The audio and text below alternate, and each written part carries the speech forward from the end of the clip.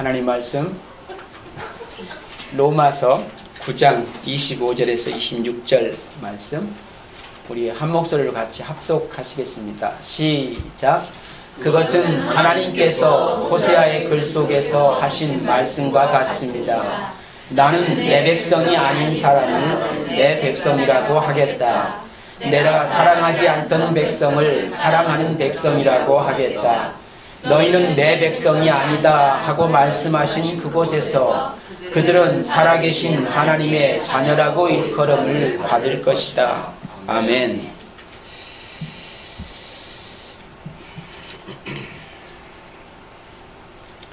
오늘 본문의 말씀은 저와 여러분들이 하나님 백성으로 살아가는 동안에 가장 위로가 되고 힘이 되어지는 말씀이 아닐까라는 생각을 하게 되어집니다.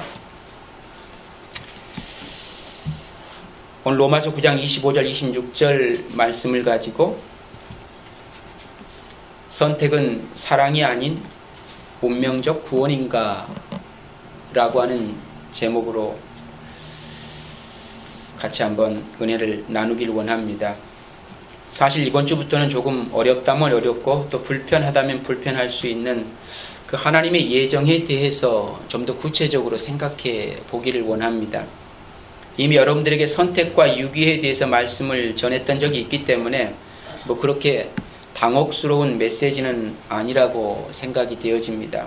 다만 이 하나님의 예정, 선택에 대한 그 성경적 바른 이해를 하지 못한 채 우리들의 신앙생활을 영위하려고 한다는 것은 결국 자신의 의인됨을 증명하기 위해서 자기 스스로가 자신의 구원을 성취해가는 것으로 신앙생활을 하는 주된 목적으로 생각할 수밖에 없는 현실이 될 것이기 때문에 더더욱 이 예정에 대한 하나님의 선택에 대한 원리는 분명히 알고 신앙생활을 해야 되겠다라는 생각을 갖게 되어집니다. 결국 우리가 그렇게 우리의 의로움으로 우리의 구원을 만들어간다고 생각하면 할수록 결국 그렇게 되면 기독교는 알미니안적 구원관을 가질 수밖에 없게 되기 때문에 오늘부터 하는 말씀을 잘 귀담아 들을 수 있기를 바랍니다. 알미니안적 구원관은 인본주의적 신앙입니다. 절대로 그건 성경적인 논리가 아니라는 거예요. 그런데 우리가 가장 쉽게 이성적으로 수용할 수 있는 논리이기도 합니다. 그리고 대부분의 성도들이 사실 어떻게 보면 알미니안적 구원관을 가지고 살아가고 있다고 해도 과언이 아닐 것입니다. 한번 여러분들이 교회에서 열심을 내고 있는 이들에게 한번 물어보십시오. 왜 그렇게 열심으로 신앙생활 합니까? 라고 물으면 대부분 다 사실은 자기 구원을 보다 확실하게 보증받기 위해서 그렇게 열심을 내는 것을 볼 수가 있습니다. 내심 본심은 그렇게 하고 싶지 않은데 그렇게 해야만 하나님이 나를 예뻐하실 것 같고 사랑하실 것 같고 내 구원이 소멸되지 않을 것 같아서 사실은 두려움 때문에 하고 있는 우리의 모든 신앙의 행위가 되어질 수밖에 없는 현실인 겁니다. 그게 인본주의적 신앙이에요. 내 열심이 저하되고 떨어지면 왠지 모르게 내 구원도 더불어 같이 소멸되어질 것 같은, 그리고 하나님의 사랑 밖에 존재하는 자로 그렇게 버려질 것 같은 그런 불안함, 두려움, 이 모든 것이 결국 우리가 갖고 있는 하나님의 선택에 대한 바른 의미를 이해하지 못해서 발생하는 문제다라는 사실인 것을 분명히 우리가 좀 알았으면 좋겠다라는 것입니다. 그래서 오늘부터 하는 말씀을 좀 진중하게 귀담아 들으시고 좀 이해를 잘 했으면 좋겠다라는 기대를 갖습니다. 앞으로 장담할 수는 없지만 말씀 전하는 시간을 30분을 넘기지 않으려고 합니다.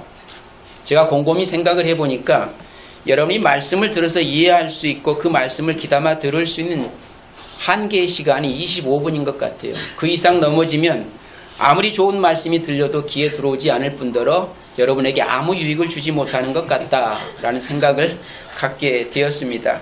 뭐 잘 지켜질지는 모르겠지만 아무튼 한번 해보려고 합니다. 오늘날 대부분의 사람들이 그 하나님의 그 일방적인 선택, 이 선택은 하나님의 사랑에서 기인한 것이 아니라 그것이 오히려 운명론적인 구원이라고 하는 말을 하는 것을 너무 자주 듣게 되어집니다. 정말 그런 것일까라고 하는 거예요. 하나님의 일방적인 선택은 하나님의 사랑에서 시작되어진 것이 아닌가. 그것은 운명론적인 그런 구원관을 갖게 만드는 것이 되어지는가. 그리고 그 운명론적인 구원관을 갖는 이들에게 있어서는 하나님의 일방적인 선택은 배제되어져야 된다라는 것이 옳은가라고 하는 거예요. 모든 초이스를 저와 여러분이 가져야 맞는가, 인생이 갖는 것이 맞는가라고 하는 겁니다. 무엇에 대해서? 우리의 구원에 대해서. 여러분 어떻게 생각하십니까? 혹 오늘 여러분도 그렇게 생각하고 있지는 않는가라고 하는 거예요. 그렇기 때문에 하나님이 사랑의 하나님이시라면 구원의 주도권을 사람들 스스로가 선택할 수 있게 되어져야 한다라고 생각을 하고 있지는 않은가라고 하는 겁니다. 하나님이 일방적으로 나를 택하여 부르시면 그것은 하나님의 사랑에서 입에되어진 내용이 아닌가.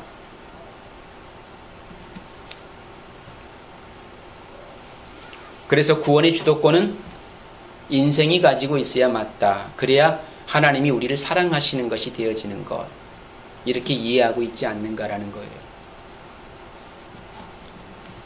그런데 결코 하나님의 사랑은 저와 여러분이 구원에 대한 주도권을 갖게 되어지면 그 하나님의 사랑이 뭔지는 결코 경험할 수 없게 되어질 것입니다. 만일 우주와 우리의 삶 속에 어떤 질서가 존재하는 것이 분명하다면 그 질서를 운행하고 계시는 분이 있다라는 것이 되어지는 거지요. 그렇죠?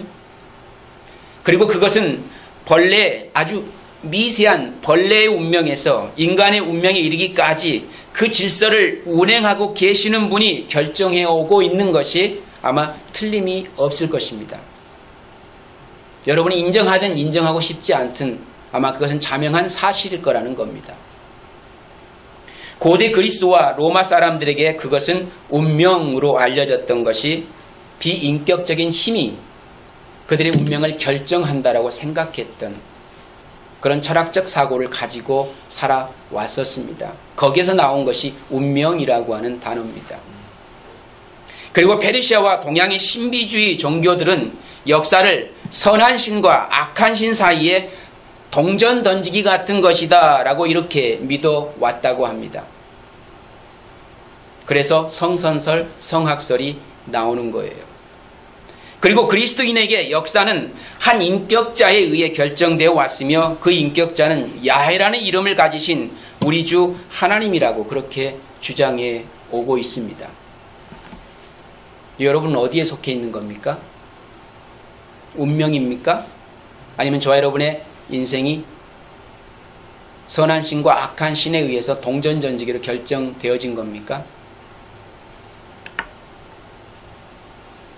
아니면 야훼라고 하는 이름을 가지신 우리 주 하나님이 그렇게 저와 여러분의 인생을 결정하고 계신다고 보십니까?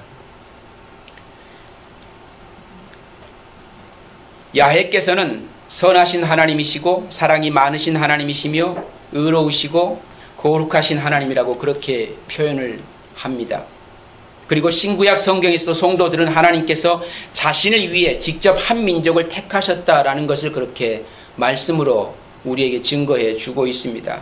그것이 오늘 신약에 와서는 오늘날 교회에 적용하고 있는 것을 볼 수가 있습니다. 그게 베드로전서 2장 9절과 10절의 내용이지요. 그러나 여러분은 택하심을 받은 족속이요 왕같은 제사장들이요 거룩한 민족이요 하나님의 소유된 백성입니다. 그래서 여러분들을 어둠에서 불러내어 자기의 놀라운 빛 가운데로 인도하신 분의 업적을 여러분이 선포하는 것입니다. 여러분이 전에는 하나님의 백성이 아니었으나 지금은 하나님 백성이요 전에는 자비를 입지 못한 사람이었으나 지금은 자비를 입은 사람입니다. 누구에 의해서 우리의 삶이 결정되어지고 있는 현실입니까? 하나님에 의해서. 이 역사를 운행하고 주관하시고 주도해가고 계시는 그분에 의해서 오늘 인생의 운명이 결정되어지고 있음을 사실은 어떻게 보면 성경이 우리에게 증거해 주고 있습니다. 그것에 대한 적나라한 내용이 이스라엘 백성이라고 하는 한 백성을 택하여 부르시고 그 백성을 당신의 백성 삼으신 하나님에 의해서 인생의 모든 주도권이 결정되어지고 있다라고 하는 현실을 우리가 분명히 보아서 알 수가 있을 것입니다. 또한 호세아와 이사야 선지자의 예언도 교회에서 그 성취를 맛보고 있는 것을 오늘 본문의 말씀을 통해 다시 한번 또 발견하게 되어집니다. 로마서 오늘 본문의 말씀 9장 25절 26절 말씀, 내가 내 백성 아닌 자를 내 백성이라 사랑하지 아니한 자를 사랑한 바라 부르리라. 그리고 너희는 내 백성이 아니라 한 그곳에서 그들이 살아계신 하나님의 아들이라 일컬음을 받으리라 라고 말씀이 그렇게 우리에게 증거해 주고 있습니다. 다시 말씀드리면 내 백성이라고 나를 인정해 주신 이가 하나님이신 것이고, 또 원래는 내가 사랑받을 수 없는 대상이었는데 나를 사랑하는 자라 라고 그렇게 불러주신 이가 하나님이셨고, 그리고 원래는 저와 여러분들이 절대 하나님 백성이 될 수 없었음에도 불구하고 그곳에서 살아계신 하나님의 아들이라고까지 인쳐주신 이가 하나님이신 것을 우리에게 말씀해 주고 있습니다. 오늘 우리의 신분이 그렇게 누구로 말미암아 하나님 때문에 바뀌어진 거예요. 하나님 때문에. 이렇게 하나님께서는 하나님을 경배하고 하나님의 위엄을 찬양한 한 백성, 곧 세상으로부터 선택받은 그 불러낸 그 무리를 모으시고 계시다라고 하는 것을 이 역사를 통해서 우리가 발견해 가고 있는 것입니다. 그리고 저와 여러분들은 그 무리 안에 부름받아 서 계신 거고, 이게 믿어지십니까? 하나님의 주도권이 당신의 백성을 이 세상 가운데서 구별해내고 계시다라는 거예요. 언뜻 보면 내가 그 자리에 내 의지로 서 있는 것 같지만 결국 역사를 주관하시고 운행해 가시는 그 하나님께서 저와 여러분의 인생을 그렇게 끌고 가고 계시는 겁니다.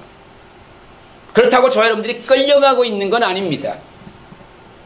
나도 내 의지로 내 발걸음을 옮겨서 가고 있는 듯한데 그 모든 것을 주도해 가시는 이가 하나님이시라는 거예요. 그 현실을 하나님의 선택이라고 고백해내는 겁니다.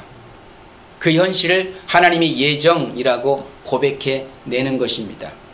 그리고 그 현실이 오늘 이루어지는 현실이 아니라 만세 전에 하나님의 계획 속에 이루어진 사건이라고 성경은 우리에게 그렇게 말씀해 주고 계십니다. 나의 나됨이 나의 노력과 열심으로 되어지는 것 같으나 결코 나의 열심과 노력으로 되어지는 것이 아니라 하나님의 뜻으로 이루어져 가고 있음을 발견해내는 것.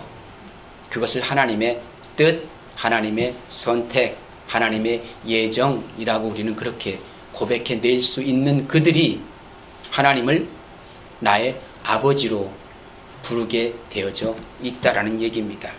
그리고 그 하나님께서는 그 백성들을 향해서 그들은 내 백성이라고 부르시는 거예요. 그리고 그들은 내가 사랑하는 자들이라고 부르시는 것이고, 그들은 하나님의 아들들이라고 그렇게 말씀이 선포해주고 있다라는 얘기입니다.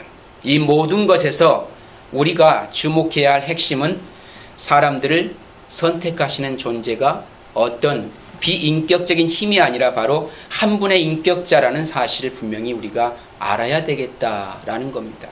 그리고 그 결정은 변덕스럽고 독단적인 것이 아니라 자비로운 창조주, 곧 그 많은 사람들을 구원하기 위해 한없는 인자와 자비를 베푸신 하나님의 사랑과 은혜에서 비롯됐다라는 것을 우리는 분명히 깨달아 알 수 있어야만 합니다. 그러므로 우리는 바울 사도의 고백과 같이 에베소 1장 11절 말씀에 모든 일을 그의 뜻에 결정대로 일하시는 이의 계획을 따라 우리가 예정을 입어 그 안에서 기업이 된 것이다 라는 그 고백대로 저와 여러분들이 그 하나님의 예정에 의해서 하나님의 백성이 될 수 있었다라는 현실이 오늘 저와 여러분의 현실입니다.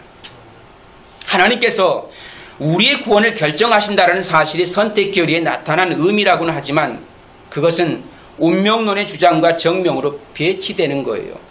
내 인생을 하나님이 마음대로 좌지우지 끌고 다니시는 그런 식의 개념의 하나님의 선택은 결코 아니라는 사실을 성경을 좀 더 깊게 보시면 알게 되어집니다. 그냥 언뜻 액면으로 보면 하나님이 내 인생을 마음대로 휘저으시네 라는 생각을 가질 수 있을지 몰라요. 그렇게 생각하는 순간 우리는 운명론적으로 하나님이 나를 택하여 불렀으니까 뭐 이제는 내가 마음대로 살아도 되겠네. 그리 가는 겁니다. 내 운명의 주도권이 나한테 있지 않고 하나님께 있기 때문에 내 인생은 내가 책임질 이유가 없다고 판단하는 거예요.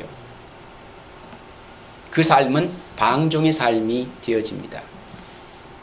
그런데 다시 보시면 하나님의 선택은 예수 그리스도 안에서 이루어지는 겁니다. 예수 그리스도 안에서. 하나님이 계획하시고 하나님이 책임지시고 하나님이 완료하시는데 그 하나님의 모든 계획이 이루어지고 성취되는 데 있어서 오늘 저와 여러분들을 하나님 백성으로 삼으시는 데 있어서 예수 그리스도를 통해서 이루신다라는 것을 분명히 저와 여러분들이 알았으면 좋겠다라는 거예요. 자, 그러면 이제 하나님께서 우리의 구원을 결정하신다는 사실이 선택교리에 나타나는 의미라고는 하지만 그것은 운명론의 주장과는 정면으로 배치되는 것입니다. 왜? 시작과 과정과 끝을 누가 책임지신다? 하나님이 책임져 주십니다. 그것도 정확하게. 하나님은 인생을 선택하시고 방관하시듯 될 대로 되라지라는 그런 분이 결코 아니라는 얘기예요. 운명론은 뭡니까? 어떤 힘 있는 절대자가 누군가를 택했습니다. 그리고 나서 책임을 안 지는 거예요. 내가 널 택한 것은 내 권한이지만 네 인생을 사는 건 네 책임이야, 이렇게 합니다. 여타의 종교들은 다 그렇게 모든 책임을 누구한테 돌립니까? 신에게 있는 게 아니고 누구에게 있다고요? 각자에게 있습니다. 그래서 구원을 각자 이루어가야 돼요. 그래서 열심을 낼 수밖에 없는 현실이 되어지는 겁니다. 왜? 내 구원을 내 스스로가 책임져 가야 하기 때문에. 그게 다른 종교들이 주장하고 있는 내용입니다. 그게 인본주의적 사고 속에서 알미니안주의적 구원관이 그렇게 흘러가는 거예요. 그런데 기독교 구원관은 그렇지 않습니다. 전혀 달라요. 전혀 달라요. 하나님은 인생을 선택하시고 방관하시듯 될 대로 되라지라고 그렇게 그냥 내버려 두시는 분이 아니라는 거예요. 어떻게 될 것인지를 하나님께서 결정하셨다라는 바로 그 연유로 말미암아 우리의 운명론이 아니라 하나님께서 기초한 구원을 소유하며 살아갈 수 있는 자로 우리를 이끌어 내시는 것입니다. 내가 내 구원을 만들어가는 그런 대상으로 저와 여러분들을 그냥 방치하시는 게 아니에요. 하나님의 원래의 선택과 하나님의 계획과 하나님의 완료의 과정 속에 여러분들을 택하여 불러놓으시고 그리고 우리 스스로 우리의 인생을 책임져가라고 그렇게 놔두시는 분이 아니라 우리 스스로 책임질 수 없는 우리라는 사실을 아신 하나님께서 하나님이 책임져 주십니다. 그리고 하나님이 책임지시는 그 모든 사건 속에 저와 여러분들은 뭡니까? 놓여져 있는데 그 모든 것은 하나님이 저와 여러분들에게 선물로 주십니다. 우리의 구원을 우리 스스로 성취하도록 그냥 내버려 두시는 분이 아니라 우리의 구원까지도 하나님 자신이 친히 이 땅에 성육신 하셔서 그 대속물로 말미암아 우리의 구원을 보증하시기 위해서 당신이 친히 우리의 자격 없음을 자격 있는 자로 회복시켜 주셔서 우리의 구원을 완료해 주시는 분이시라 이 얘기입니다. 결국 하나님의 선택은 예수 그리스도 안에서 이루어지는 것이지 예수 그리스도 밖에서 주어지지 않습니다. 하나님의 만세전에 택하심, 그 계획하심은, 우리를 예정하심은 예수 그리스도 안에서 이루어지는 것이지 예수 그리스도 밖에서 일어나지 않습니다.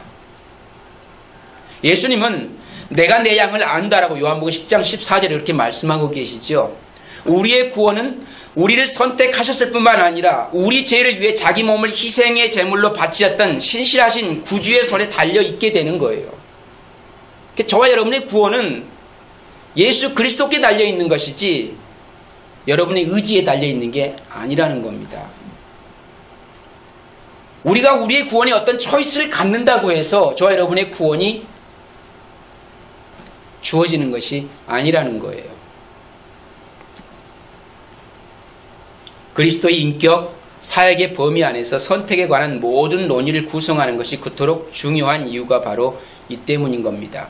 에베소 1장 전체의 내용을 살펴볼 때 어떻게 내용이 나열을 해주고 있는가? 그 내용 속에 그리스도 안에서, 그의 안에서, 그의 사랑하시는 자 안에서와 같은 수식어구가 빈번하게 반복되어집니다. 자, 그러면 하나님께서는 그저 우리를 선택하신 것이 아니라는 겁니다. 오히려 하나님께서는 우리를 그리스도 안에서 택하신 것이에요. 그리스도 밖에서 불러낸 무리가 아닙니다. 그리스도 안에서 당신의 백성으로 인치시는 것이겠죠. 그렇다면 하나님께서 우리를 택하신 중심에는 그리스도께서 위치하고 있음이 분명한 겁니다. 그리스도를 빼버리면 오늘 저와 여러분의 구원은 있을 수가 없게 되는 거예요. 하나님의 선택은 무의미한 겁니다. 그리고 무모한 것이 되어져요. 뭐 때문입니까? 우리의 구원을 우리가 책임져 갈 수 없기 때문입니다. 죄인이 죄인 스스로의 열심과 노력을 가지고 구원받을 수 있는 이는 아무도 없다. 그게 곧 의인은 없나니 하나도 없다라고 하는 바울의 고백과 같이 오늘 저와 여러분의 모습은, 그리고 현실은 구원받을 자격이 안 되는 현실인 거예요. 그런데 그 구원받을 자격이 안 되는 현실을 구원받을 수 있는 현실로 바꿔놓을 수 있는 유일한 방법이 딱 하나인데 바로 우리에게서 죄의 문제를 해결하는 겁니다. 그 죄의 문제가 해결되어지면 저와 여러분이 구원받을 자격이 부여가 되는 거고, 근데 그 문제를 누가 해결하십니까? 하나님이 해결하시잖아요. 여러분 스스로가 여러분의 죄의 문제를 해결해 본 적이 있으셨습니까? 회개라고 하는 것도 여러분은 여러분이 한다고 생각할지 모르겠지만 성령께서 우리 안에 회개의 영을 부어주셔야 가능한 거죠. 자기 자신의 죄에 대한 뉘우침, 현실로 드러난 죄에 대한 뉘우침은 내게 주어질 형벌이 너무 무겁다고 판단할 수 있기 때문에 우리 스스로가 그 무거운 형벌을 피하기 위해서 뉘우칠 수는 있습니다. 근데 그걸 회개라고 하지는 않습니다. 잘 생각해 보세요. 우리가 살아가면서 매일 일상 속에서 어떤 죄를 범했다고 생각을 해 보시자고요. 그런데 그 회개는 뭡니까? 여러 가지 이유가 있습니다. 그걸로 말미암아 사람들이 내게 가할 형벌이 두려울 수도 있는 거고, 내 스스로가 그런 일을 했다고 하는 것이 도저히 용납이 안 되어서 그것 때문에 너무 힘들고 너무 고통스러우니까 그걸 내려놓고 뉘우칠 수도 있습니다. 그런데 그렇게 해서 그 죄가 도말되지는 않습니다. 뭡니까? 누군가가 그 죄를 책임져야만 한다는 거예요. 그래야 그 죄가 소멸되어지고, 그래야만이 그 죄인이 의인의 자리에서 구원받을 수 있게 되는 것 아니겠습니까? 죄인 스스로가 입술에 몇 마디 고백을 했다 그래가지고 그것이 회개되어져서 클리어해 줄 수 있다면 얼마나 좋겠는가라고 하는 거예요. 근데 그게 아니라는 얘기입니다. 저 여러분의 죄는, 그 죄의 문제는 예수 그리스도만이 해결할 수 있는 유일한 방법이셨어요. 하나님 자신이 이 땅에 성육신 인카네이션으로 오셔서 사람이 되셔서 그 사람이 지은 죄를 대신 짊어지시고 그 죄값을 십자가에서 받으셔야만 했다라는 얘기입니다. 그로 말미암아 그 죄를 도만하시고 그 죄를 진 이들과 연합이 되어지셔서 그 죄를 없다라고 선포를 하시는 겁니다. 그런데 여전히 저와 여러분들은 죄인입니다. 그렇죠. 그러나 하나님 앞에서 누구 때문에? 예수 그리스도 때문에 죄 없다라고 인정받고 있는 것뿐이라는 거예요. 내가 왜 하나님의 백성들이 여전히 또 죄를 범하지? 죄를 범할 수밖에 없지요. 그런데 문제는 뭡니까? 우리의 마음을 성령이 다스리고 통치하시도록 우리의 모든 마음을 다 그분께 내어 맡기고 내어 드리는 삶을 살아가는데 열심을 내고 노력을 하고 애쓰고 수고를 해야 되는데 그런 열심과 노력과 수고는 별로 안 하지 않습니까? 왜 그렇습니까?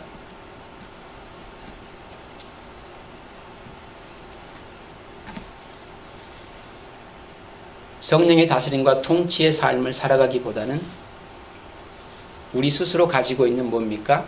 육적인 욕망이나 야심이나 이런 것에 우리의 마음을 더 많이 쏟고 있기 때문에 여전히 저와 여러분들이 죄인의 모습이 살아가면서 계속 들키는 거 아닙니까? 그런 현실을 보면서도 난 죄인 아니야 라고 얘기하고 있다면 그건 말이 안 되는 거죠.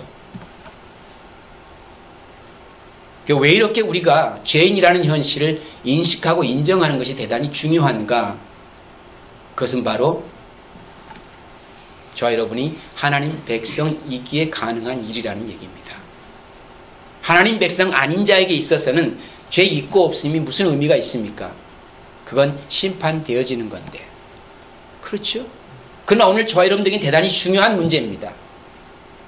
오늘 우리가 하나님 앞에 우리의 죄를 인정할 수 있는 그 믿음과 우리의 죄를 인정할 수 없는 불신앙의 믿음은 전혀 다르기 때문이라는 거예요.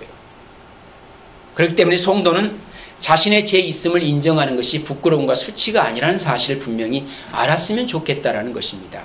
왜? 그것으로 말미암아 이제 하나님 백성 되진 성도들이 구원을 받고 구원을 못 받고 하는 문제가 발생하지 않을 것이기 때문에 그게 달라진 신분의 모습입니다. 새로운 피조물의 모습은 여러분이 오늘 아니면 내일 어떤 죄를 범했느냐 범하지 않느냐에 따라서 여러분의 구원의 당락이 결정되는 것이 아니라는 거예요. 하나님의 예정과 선택이 왜 이렇게 중요한가? 오늘 저와 여러분들이 인본주의 신앙을 갖지 않을 수 있는 유일한 내용이 될 것이기 때문에 그렇습니다. 우리가 신앙생활을 하면서 더 이상 우리의 구원을 잃어버릴까봐 가슴 졸이며 두려워하며 그런 마음으로 살아가지 않아도 된다라는 거예요. 뭐 때문입니까? 저와 여러분의 구원은 우리 스스로 보증할 수 있는 것이 아니라 예수 그리스도 안에서 보증되어진 것이니까 더 이상 그 문제는 염려하지 않아도 되는 겁니다. 그 문제로 염려하지 않은 성도들이 이 땅에 살아가는 삶의 방법은 이제 어떻게 해야 되겠습니까?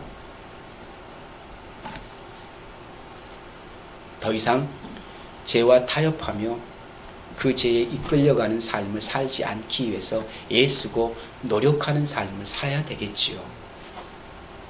뭐 그걸 성화의 삶이라고 해도 좋습니다. 그냥 저는 그것을 신앙생활이라고 그렇게 말씀을 드리고 싶습니다.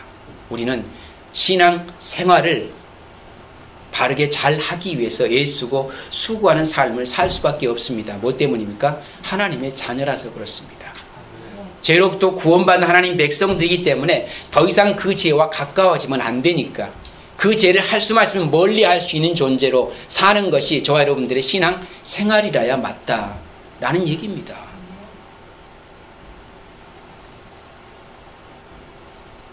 오히려 하나님께서는 우리를 그리스도 안에서 택하신 거예요. 그러니까 그렇다면 하나님께서는 우리를 택하신 중심에는 그리스도께서 위치하고 있음이 분명하다라는 사실을 놓치면 안 됩니다. 우리의 구원은 그리스도를 빼버리면 있을 수 없는 사건이 되어집니다.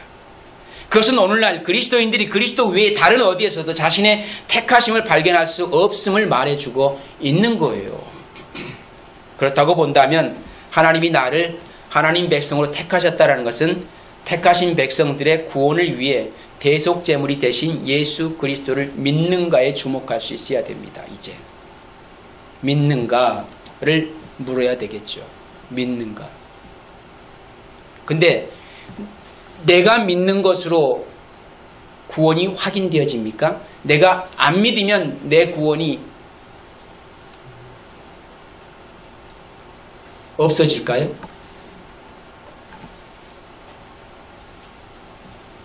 중요한 것은 예수 그리스도께서 이 땅에 오셔서 우리의 죄로 말미암아 그 죄의 대속 제물이 되어 주신 그 예수 그리스도가 나의 구주인 것이 내 안에 믿어지는가의 문제입니다.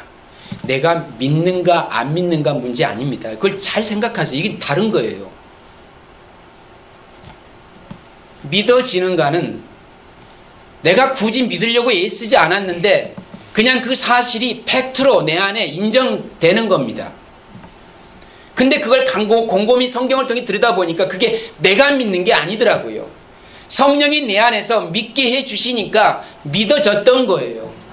근데 우리의 착각 속에는 내가 믿었다고 생각하고 싶은 겁니다. 왜? 그게 내 위가 돼야 되니까. 우리가 그렇게 믿어서 그게 믿어지는 게 아니라 나도 모르게 그게 내 삶 속에서 그냥 믿어졌던 거예요. 뭐 때문입니까? 하나님의 택하심으로 말미암아 그 하나님 백성으로 예정되어져 있었기 때문에 믿어졌던 겁니다. 그런데 우리의 삶의 현실 속에서 그것이 내가 믿어지는 현실로 드러나더라 라는 얘기입니다. 그런데 그것을 개입하시고 간섭하신 이가 내 안에 내주하신 성령이셨다라는 사실을 깨닫게 되는 겁니다. 오늘 저와 여러분들이 예수 그리스도만이 나의 구세주인가를 확신하고 있는가? 오늘 저와 여러분들은 예수님 안에서 믿음을 통해 예수님이 완성하신 사역에 속해 있는가라고 하는 거예요. 역사를 운행하시고 주장하시니까 하나님이시면 그 역사 속에 지금 저와 여러분들이 서 있는 거잖아요. 그렇죠?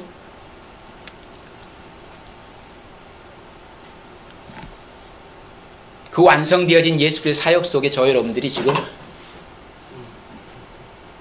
같이 들어가 있는 거잖아요. 따로 분리되어 있는 게 아니라. 그래서 그것이 내게 선물되어지자마자 나는 그 선물을 굳이 거부할 이유도 없었고 다만 그 선물을 받은 그 기쁨으로 감격하고 감사하며 살아가는 그런 존재로 살게 되어지는 것. 그게 성도들입니다. 그게 하나님 백성이었던 거예요. 근데 우리는 그 선물에는 별 관심이 없고 뭐에만 관심이 있습니까? 자꾸 자기 자신에게 관심을 둡니다. 야, 그 선물을 내가 받을 만한 자격이 있어 주셨겠지? 누구의 관심입니까? 나한테 관심을 둬요. 왜? 그 선물을 주신 하나님에게는 관심이 없습니다. 내가 내 삶에 가만히 지난 과거를 되돌아보니까 내가 이런 삶의 형태 속에 살아온 내 인생을 보니까 이게 우리 부모 덕이구나. 내 구원이. 또 이렇게 생각하는 사람도 있습니다. 뭡니까? 누구한테 관심을 두는 거예요? 다 자기한테 관심을 둡니다. 택하시고 부르신 하나님 앞에 관심을 두는 게 아니라 다 우리는 우리한테 관심을 둬요. 나한테. 구원은 그렇게 해서 얻어지는 게 아니라고 성경이 말씀하고 있음에도 불구하고 자꾸만 우리의 구원을 인본주의적 사고에서 벗어나지 못하는 그 현실에 머물러 있는 것을 발견할 수가 있더라라는 얘기입니다. 구원은 하나님의 선물이면 그 선물 주신 이에게 관심을 집중하게 되어지면 내가 얼마나 하나님께로부터 은혜를 받은 자인지를 비로소 알게 되어지고 감격할 수밖에 없는 현실로 가게 되어지는 것입니다. 그리고 그 은혜에 감격한 이들이 이제 신앙생활 아니면 성화의 삶을 살아가는 삶의 여정 동안에 어떻게 살아야 맞습니까? 거저 받았으니 거저 주는 삶을 사는 게 맞는 거지요. 삭개의 삶이 맞지요. 그렇게 관심 있던 예수를 만났으면 그 예수로 말미암아 이제는 자기의 인생에서 가장 중요한 걸 얻었잖아요. 그러면 이제 자기가 그 이전에 중요하다고 생각했던 것은 이제는 내어놔야 맞지요. 그게 변화된 성도의 삶이라는 얘기입니다. 소중한 구원을 내가 선물로 받았으면 이제는 내가 쫓고 붙들었던 것은 아낌없이 내어놓는 삶을 추구하는 게 성도지요. 그게 신앙생활입니다. 내게 무슨 그런 자격이 있어서가 아닙니다. 구원이 내 속에 가득 채워지니까 그 기쁨으로 충만하니까 그 은혜가 차고 넘치니까 원래 예전에 내가 추구했던 것들은 그냥 다 흘러나오더라는 겁니다. 그렇죠? 채워지면 안에 있는 게 나와야 맞죠. 채워졌는데 안에 있는 게 계속 그대로 남아있다면 뭐예요? 그게 제대로 채워지지 않은 게 되겠지요. 구원의 기쁨으로 충만하다면 옛사람의 모습은 밖으로 뛰쳐나와서 내가 과거에 추구했던 것은 이제는 누군가를 위해서 아낌없이 베풀고 나누는 삶으로 그 방향이 바뀌어져야 되겠죠. 착취하고 내 것으로 소유하려고 했던 주장했던 삶이 이제는 손을 펼쳐 보이며 누군가를 위해서 베풀고 나누는 삶에 더 열심을 부리는 그런 삶으로 바뀌어져야 맞겠지요. 왜? 거저 받았으니 거저 주래잖아요. 거저 받은 구원은 거저 받고 원래 내 것은 내 것이다 라고 하는 그 파렴치한 인생의 삶을 살면 안 된 겁니다. 그건 크리스찬이 아니라는 얘기예요. 크리스찬의 삶은 그렇게 세상 한복판에서 주의 것으로 채워지면 그 이전에 세상을 쫓던 내 것은 내어놓는 것이 맞습니다. 그 세상에게 돌려주는 게 맞아요.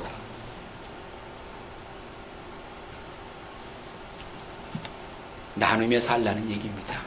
주신 만큼. 그렇다고 다 주고 나는 손가락 빨고 살라는 이런 얘기도 아니고 그것이 꼭 물질에만 관련이 있습니까?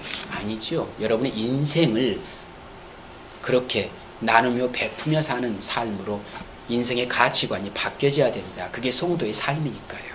그 얘기입니다. 이것이 창세전에 그리스도 안에서 우리를 택하셨는지에 대한 여부에 대해서 우리가 가지고 있는 절대적이고 확실하고 유일한 표준 뭡니까? 그리스도 안에서입니다. 그리스도 안에서예요. 그러기에 우리는 우리의 선택을 확신하기 위해 그리스도 위에 자신의 노력, 성공이나 실패 혹은 다른 어떤 것들이나 사람들을 의지해서는 안 된다라는 거예요. 안 된다라는 거. 다른 어떤 것 속에는 심지어 참으로 선하고 거룩한 것일지라도 구원에 도움이 되는 논의로 선택의 이유로 삼는 그 모든 논의는 왜곡되고 비성경적일 수밖에 없게 되어진다라는 얘기입니다. 그렇다고 우리의 선택을 가능하게 하는 다른 하나님의 속성들인 하나님의 자비로우심, 사랑, 인자하심 이런 것들을 다 깡그리 무시하고 살라는 것도 아닙니다. 하나님의 형상을 입은 저와 여러분들에게 있어서 그런 것들이 자연스럽게 돌출적으로 나올 수밖에 없는 현실인 거예요.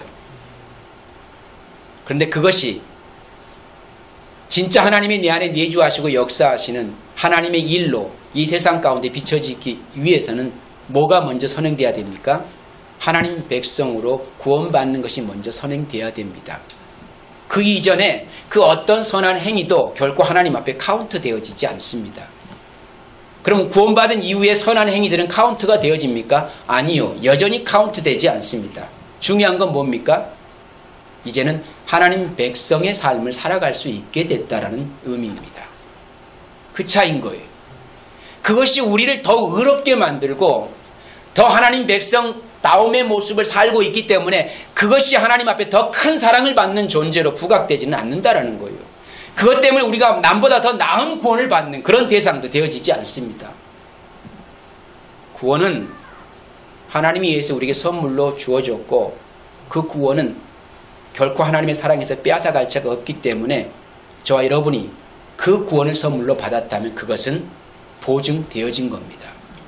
구원받은 거예요. 그리고 구원받은 성도에게 있어서 이제 앞으로의 삶의 여정은 뭡니까? 그 하나님이 기뻐하는 일만을 쫓아 살아가기를 고집하는 자로 지어져 가는 것. 그것이 저와 여러분이 이 땅에 살아가는 삶의 몫입니다.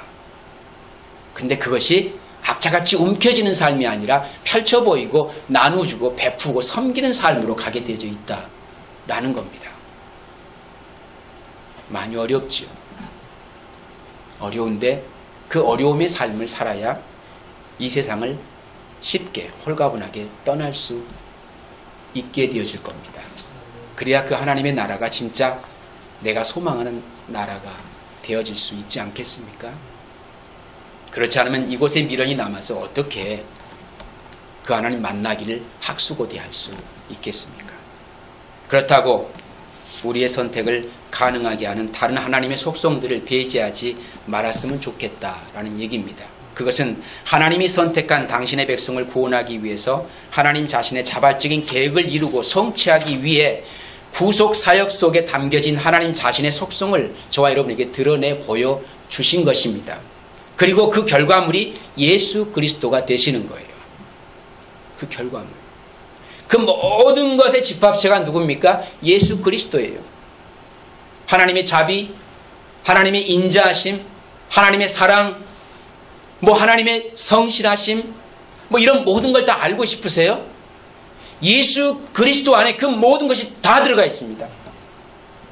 진짜 사랑이 뭐냐라고 물으면 하나밖에 독자들 예수 그리스도 십자가에 못 박은 그것이 진짜 사랑이지, 최고의 사랑 뭐냐? 그건 십자가 사랑이지. 거기에 다 있어요. 그걸 배제한 채 다른 것으로 설명하지 말라는 얘기입니다. 내가 가진 그 초라한 것으로 그것들을 대신하려고 하는 그런 어리석은 우를 범하지 말았으면 좋겠다. 그리스도 안에서입니다. 그리스도 안에서만 그게 가능한 거예요. 설명도 가능하고 이해도 가능하고 믿음도 가능하고 확신도 가능합니다. 그리스도 밖에는 존재하지 않습니다. 결국 선택은 예수 그리스도를 통해서 설명이 되어야 하고 이해되어져야 한다는 얘기입니다. 그래야 하나님의 사랑이 독단적이지 않고 이기적이지 않으며 사랑과 긍휼이 풍성한 자비로우신 하나님의 선택이 되어지는 것입니다. 그리고 그 구원이 하나님의 사랑의 본질이라는 사실을 정확하게 깨닫고 이해되는 현장이 바로 그리스도의 십자가가 되기 때문이다 라는 거예요. 그러므로 하나님의 선택은 사랑이 없는 운명론적인 것이 아닌 겁니다. 하나님의 최고의 사랑과 자비가 차고 넘쳐났던 예수 그리스도의 십자가에서 선택하신 구원이었던 거예요. 그게 하나님의 사랑의 본체입니다. 이 하나님의 선택을 신뢰할 수 있겠는가? 라고 물을 때 나도 모르게 아멘이라고 답할 수 있는 이가 하나님 백성인 거예요. 이 하나님의 선택을 감사할 수 있겠는가? 라고 물을 때 당연히 감사가 쏟아져 나오는 것이 그 백성들의 삶을 통해서 고백되어지는 현실인 것입니다. 그리스도 안에서 저와 여러분들을 만사전에 택하여 불러주신 그 하나님의 사랑을 확신할 수 있겠습니까? 라고 물을 때 당연히 그것이 믿어지는 그 현실로 내 삶을 통해서 고백해낼 수 있을 때 그게 하나님 백성들이었던 거예요. 그렇다면 오늘 본문의 말씀과 같이 선택받은 것 맞습니다. 그게 뭡니까? 하나님의 백성이 맞다라는 것이고 하나님이 사랑한 자 맞습니다. 하나님의 아들, 딸들이 맞습니다. 기도하겠습니다.